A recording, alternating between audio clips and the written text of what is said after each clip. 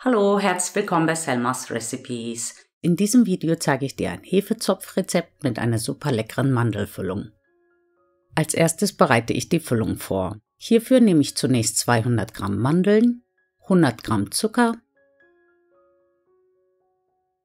2 Teelöffel Vanillezucker, ein Viertel Teelöffel Zimt, ein Viertel Teelöffel Orangenblütenwasser, das ist optional, und den Abrieb einer Orange.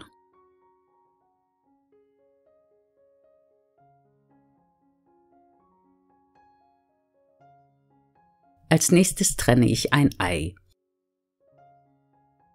Das Eigelb bewahre ich für später auf und das Eiweiß gebe ich in die Schüssel mit den übrigen Zutaten.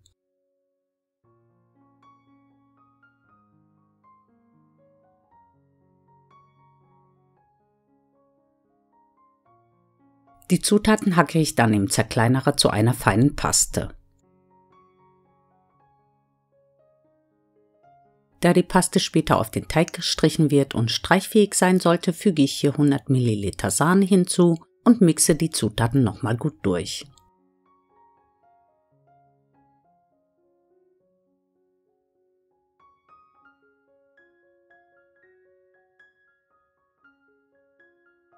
Und so sollte die Füllung aussehen. Je nachdem, wie viel Flüssigkeit deine Mandeln aufnehmen, kann es passieren, dass sie andickt und du später noch 1 bis 2 Esslöffel Sahne zugeben musst.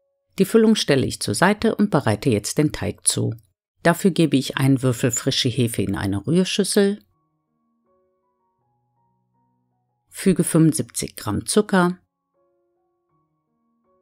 2 Esslöffel von insgesamt 500 Gramm Mehl und 120 Gramm lauwarme Milch hinzu und rühre die Zutaten, bis die Hefe aufgelöst ist. Nun presse ich den Saft der Orange aus und gebe hiervon 120 ml in die Schüssel mit der aufgelösten Hefe.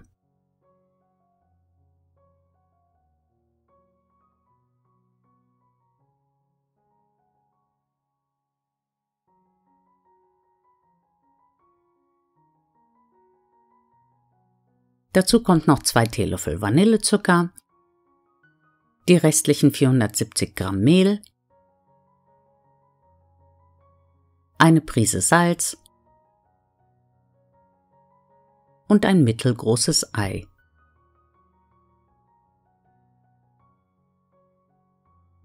Die Zutaten knete ich jetzt 2 bis 3 Minuten bei niedriger und dann 5 Minuten bei mittlerer Geschwindigkeit.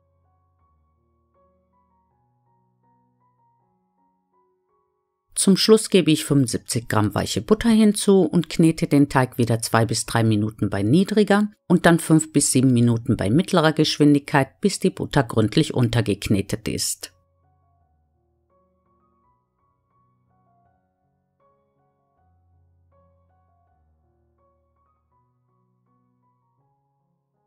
Den Teig knete ich auf der Arbeitsfläche nochmal gut durch, gebe ihn wieder in die Rührschüssel und lasse ihn abgedeckt so lange gehen, bis sich das Volumen deutlich vergrößert hat. Das kann je nach Umgebungstemperatur unterschiedlich lang dauern.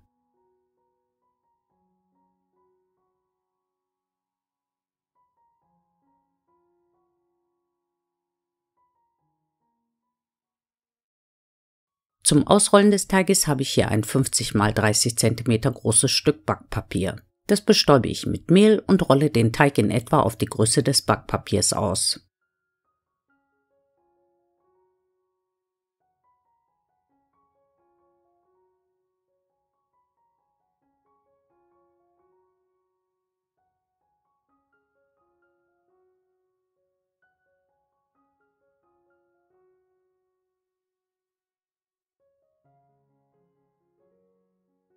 Jetzt gebe ich die vorbereitete Mandelmischung auf den Teig und verstreiche ihn über die gesamte Fläche. Wenn deine Füllung zwischenzeitlich fester geworden ist, kannst du noch ein wenig Sahne unterrühren. So lässt sie sich einfacher verstreichen und der Nusszopf wird insgesamt saftiger. Wenn du möchtest, kannst du hier noch grob zerkleinerte Walnüsse und eingeweichte Rosinen auf der Füllung verteilen. Der Teig wird nun von der langen Seite her aufgerollt. Am besten rollst du ihn hier etwas fester auf, als ich das gemacht habe, weil der Zopf dann nicht so in die Breite geht.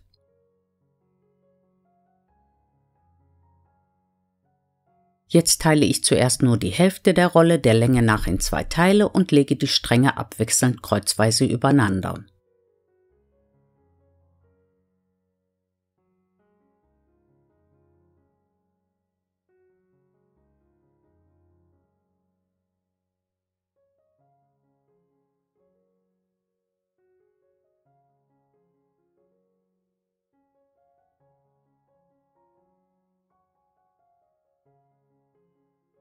Dasselbe mache ich auch mit der anderen Hälfte der Rolle und lege den Zopf dann so zusammen, dass ein Kreis entsteht.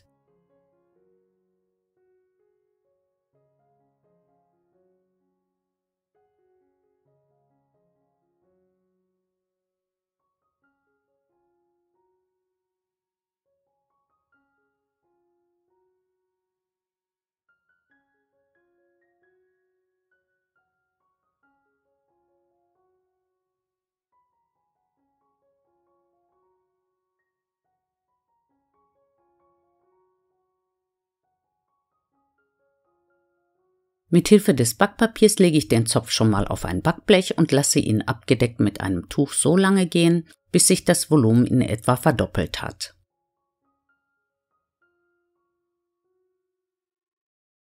Zum Bestreichen verrühre ich ein Eigelb mit einem Esslöffel Milch und trage die Mischung mit einem Pinsel großzügig auf den Hefezopf auf.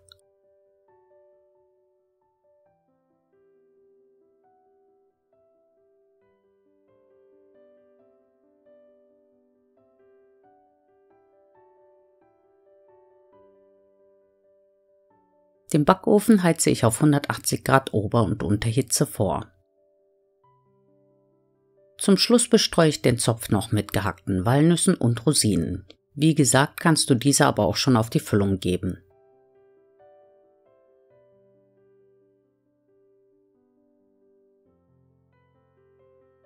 Den Hefezopf gebe ich dann in den vorgeheizten Backofen und backe ihn ca. 40 bis 45 Minuten.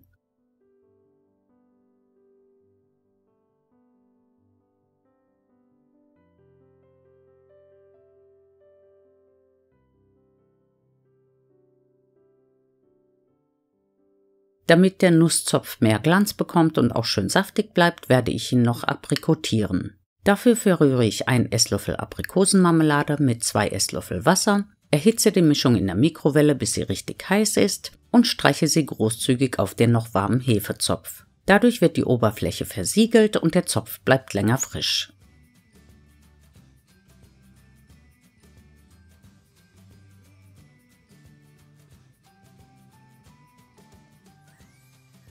Und jetzt zeige ich dir noch, wie der Zopf von innen aussieht.